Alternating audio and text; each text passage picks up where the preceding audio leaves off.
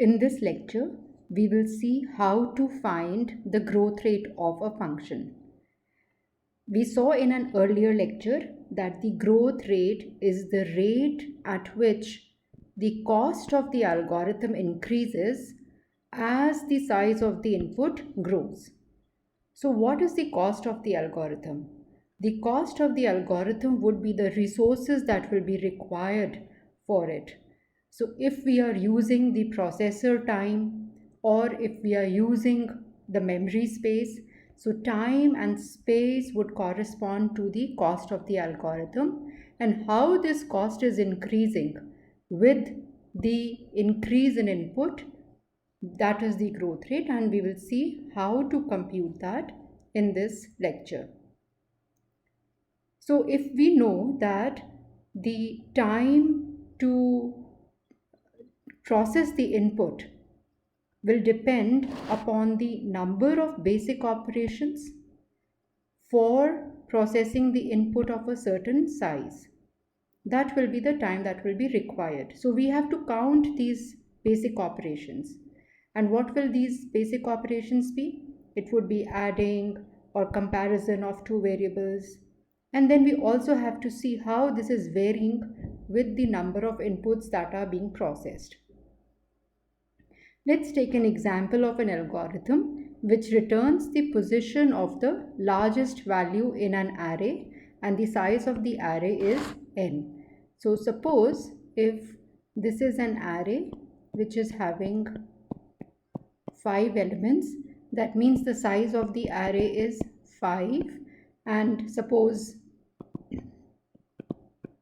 these are the elements of the array and denoted by the subscripts. So since this is the largest element, the algorithm will be returning this index 2. So the input to the function is an integer array and the size of the array, which is n. We have a variable large which is initialized to 0 first, because this is the subscript. Initial subscript is 0, and then a loop will start which will compare a large with all the elements of the array, and at any time if ai, that is if any element is larger than a large, then large will correspond to that particular subscript. So this is the algorithm, and we have to see how this will change, what will be the growth rate for n. So the growth rate, it will be a function of n, whereas n is the input size. So in this case, as you see, as n is equal to 5, and this algorithm requires traversing the whole array and comparing each element with the current a large. So how to compute the growth rate? For computing the growth rate, we see how many steps are required in a particular execution of that function or algorithm. So this is referred to as steps per execution, also sometimes written as S by E. This you see is the declaration of the array, it is of the function, it is the function name. It is just an indication to the compiler that this is a new function and space would be required for it. So this is not executed per se, so we have 0 steps per execution. Here, this is just a declaration, that means memory would be reserved for this variable I.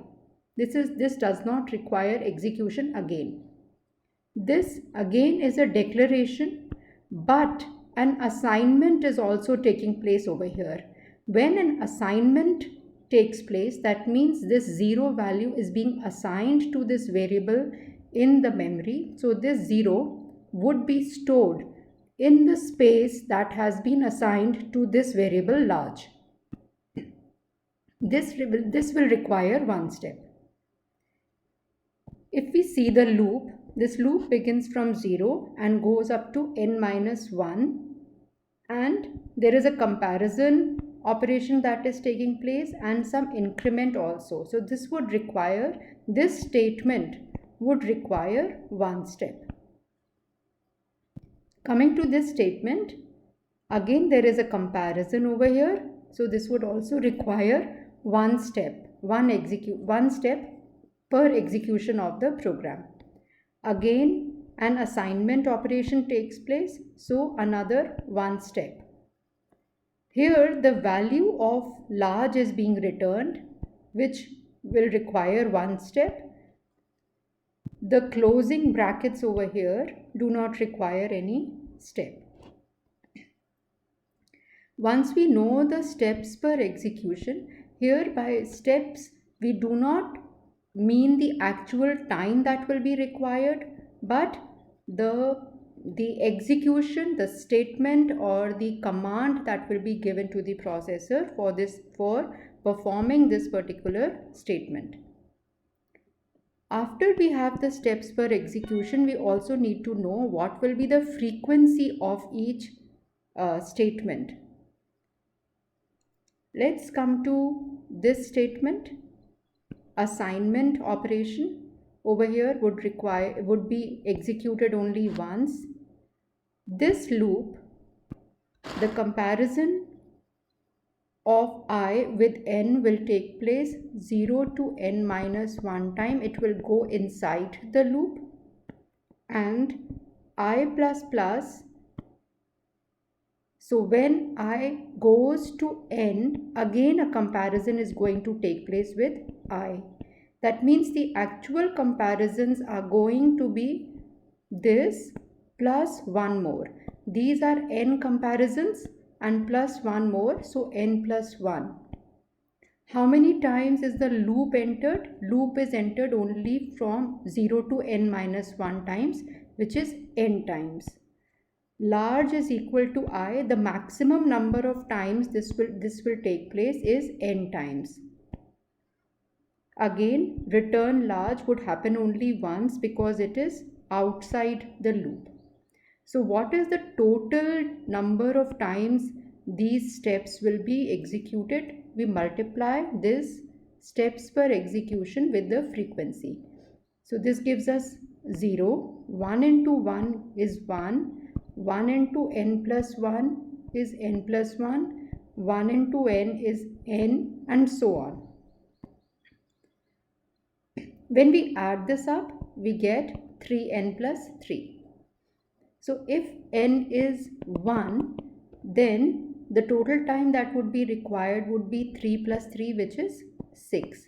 If n is equal to 5, the total time that would be required would be 15 plus 3, which is 18.